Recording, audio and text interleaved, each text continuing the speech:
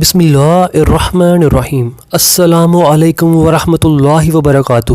محی info channel کی طرف سے آج میں اپنے دوستوں کو رسول اللہ صلی اللہ علیہ وآلہ وسلم کا ایک بہت ہی پیارا فرمان بتاؤں گا۔ آپ دوستوں نے اس پر ضرور عمل کرنا ہے۔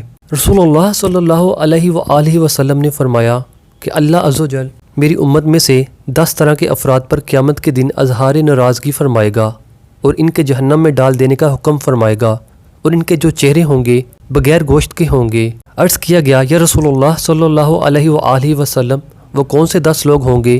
تو آپ صلی اللہ علیہ وآلہ وسلم نے فرمایا بوڑھا زانی، گمراہ پیشوا، شراب کا عادی، والدین کا نافرمان، چغل خور، جھوٹا گواہ، زکوٰۃ ادا نہ کرنے والا، سود خور، ظالم، نمازوں کو چھوڑ دینے والا۔